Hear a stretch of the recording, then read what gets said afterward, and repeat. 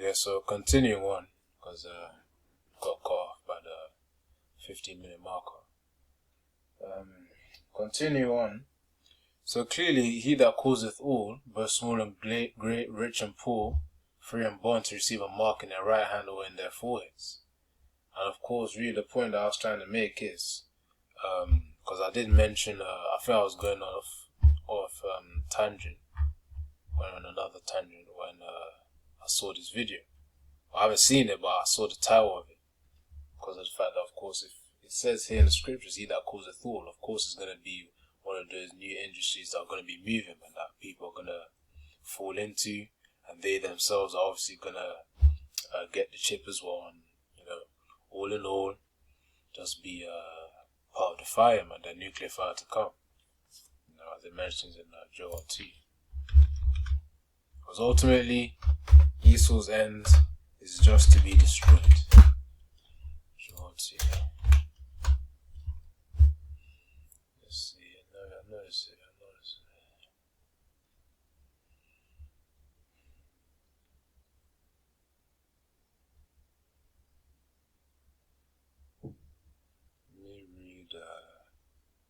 Yeah, this is talking about the nuclear missiles, by the way. I'm going to read probably up to that verse 10.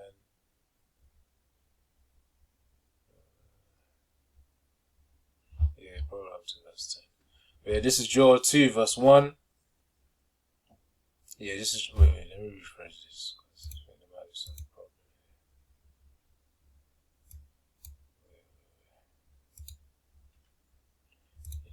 Joel 2, verse 1.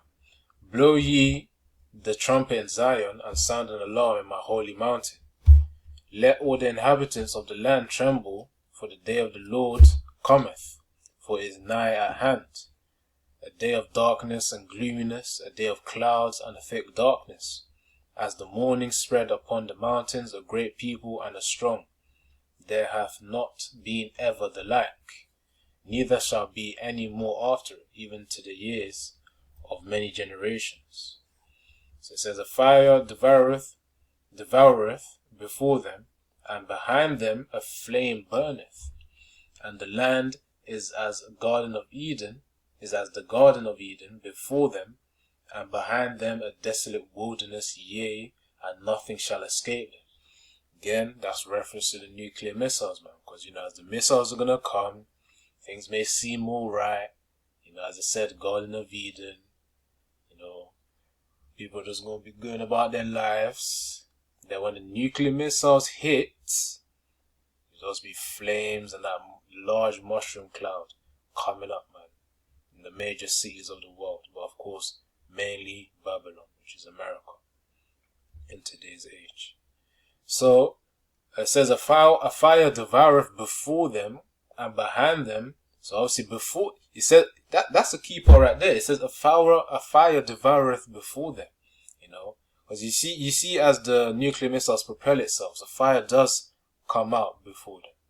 Well, to propel itself. So that's what it refers to there. It says behind them a flame, but well, I don't think that was the part, but it's where it says, and behind them a flame burneth. But yeah. So let me just get straight to the point. It says the land is as the Garden of Eden. So of course things are, as it is in the city, people going about their lives. Then the nuclear missiles hit. It says, and behind them a desolate wilderness, because that's going to be the total wipeout from the nuclear missiles. And yea, nothing shall escape them, which means no one's going to avoid those missiles, man. Apart from, the Edomites that are going to be slaves in the kingdom, they're going to go into their bunkers and, hide themselves in the mountains.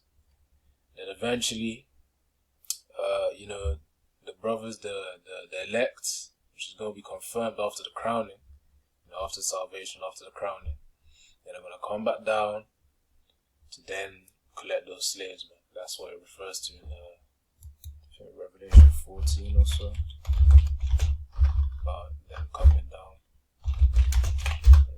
Revelation 14 or something else. It talks about Jerusalem coming down. It's not here. I could try another scripture. Right, let's see. that's the one.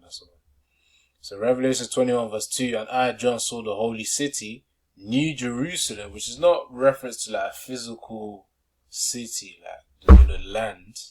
It's reference to the people. New Jerusalem, which is specifically the elect that just got crowned, coming down from God out of heaven. So, in those chariots after the crowning ceremony, prepared as a bride adorned for her husband. So of course, that's when the elect are going to be coming down, Yahweh Ratazah, which means Yahweh willing, that we be part of it as well. And coming down, then within that moment, of course, we're going to be assigned with different tasks to do, man. But of course, first and foremost, we're going to be rounding up them heathens, man, that are hiding on the bunkers. But of course, in that time to come, that's really Yahweh's will and what he will tell us he used to do. But that's what's going to be happening, man. Jerusalem coming down, so really the elect. So let me get to what scripture was on before. Yeah, so back to Joel 2, referring to the nuclear missiles. Continue reading. Joel 2 verse 4 says here, the appearance of them is as the appearance of horses, and horsemen as horsemen. So shall they run. Like the noise of chariots on the tops of mountains shall they leap, like the noise of a flame of fire that devoureth the stubble, as a strong people set in battle array. Before their face the people shall be much pained. All faces shall gather blackness. It says in verse 7, they shall run like mighty men, they shall climb the wall like men of war, and they shall march every one on his ways, and they shall not break their ranks. They're going to keep going, man. The nuclear missiles aren't going to just pause just because someone says wait. They're going to keep going until the mission's done, which is really to destroy Babylon, or wherever those missiles are going to be sent to, especially major cities around the world that are in league with Babylon, with America. So, verse 8, neither shall one thrust another, they shall walk every one in his path, and when they fall upon the sword, they shall not be wounded. They shall run to and fro in the city, they shall run upon the wall, and they shall climb up upon the horses, they shall enter in at the windows like a thief. So it's going to come unexpectedly. The earth shall quake before them, the heavens shall tremble, the sun and the moon shall be dark, and the stars shall withdraw their shining. Because especially with that after effect of the nuclear missiles, man, the skies are going to be covered. Which adds on to the verse 2 where it says about the day of Yahweh's arrival, the day of the Lord. So it says a day of darkness and gloominess, a day of clouds and a thick darkness. So again, that's what the nuclear missiles are also going to contribute to as well. As the morning spread upon the mountains, a great people and a strong, there hath not been ever the like, neither shall there be any more after, even to the years of many generations. So pretty much, really, why I brought it out, the scripture, is because of the fact that that's Esau's end right there. He's going to have nuclear missiles destroying all of his cities. And anyone who takes the mark of the beast, this microchip thing right here, this stuff, what this guy is pretty much producing, they're gonna die. They're gonna die. Simply either you're gonna die by judgment, or some kind of way in Jacob's trouble, or you're just gonna be wrapped up in the fire, man. And it's gonna be felt. Eyeballs melting. Your brain probably touching a weird place within your scalp, within your skull. All these sensations of which you haven't had before, that are very painful. It's all going to be felt in that day. But yeah, that's the point right there of the nuclear missiles, man. But yeah, let me see. I think I was going to get another precept as well. But of course, as you know, Jake's still going to be doing foolishness, man, before then. Which again, that scripture that all the brothers know. Hosea 4 verse 6. My people are destroyed for lack of knowledge, because thou hast rejected knowledge. I will also reject thee, that thou shalt be no priest to me, seeing thou hast forgotten the law of thy God, and I will also forget thy children. So keeper, because of the fact that Israel, the chosen people of the Most High Yahweh, they have rejected knowledge because Salaki, let me read that again. My people are destroyed for lack of knowledge. That's simply put. Destroyed for the lack of knowledge. And we ain't talking about no worldly knowledge. We ain't talking about education or academia, going uni and whatnot. What you achieve in the world and grades and all that stuff, education that Esau pushes out. It's not talking about that type of knowledge. It's talking about the true knowledge, the truth of the scriptures. That's the only knowledge that really is has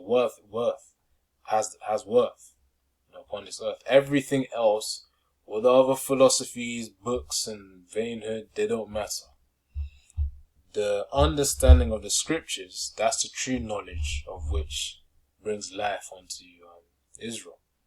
But of course, that's what many of our people lack, man. And it's clearly stated here. Our people are destroyed for lack of knowledge, which means the destruction is going to happen anyways, man, just from their mindset. If they're thinking about, taking this microchip, they're not going to be able to stand their ground, which really, it's all up to the favoring of the Most High as well, because of course, he puts the spirit upon you whether to take it or not. Hence why the prayer consistently before then, and pleasing him before then, is essential, man. Constantly praying, to have that faith, to have that stern faith and strength in Yahweh and Yahweh Shai, so that you can reject that chip, man, that microchip, which is what we're not supposed to take. That's the key message. We're not supposed to take the mark of the beast, the microchip implant, NeuraLink or DARPA or any other microchip implant that goes under the skin. We're not supposed to take it, man. Scriptures also say don't make any cuttings in thy skin, man. Hence why the juice was also a test for them. Leviticus 21 verse 8. If not, it's probably 19 verse something. Let's check something. But I know it's in Leviticus. Well, yeah, it's mentioned here. It says, they shall not make any this is Leviticus chapter 21 verse 5. They shall not make any boldness upon their head, neither shall they shave off the corner of their beard, nor make any cuttings in their flesh. So, that juice, I think I said it without even realizing. I don't know, I might have to look over this, but yeah, that juice, that needle, that was a test, man. Not supposed to have any cuttings, no matter how small it is. We use what we can, to manage, man, but that's the thing. We're not supposed to make any cuttings in our flesh, and the scriptures also says, never trust thine enemy. Let me try and get that. I think it's the second instance or something. Second instance. I think it's this one right here. Oh, actually, wait. Maybe it's 10 verse 12. 10 verse 12. Let's see. Okay. Let me type it up there.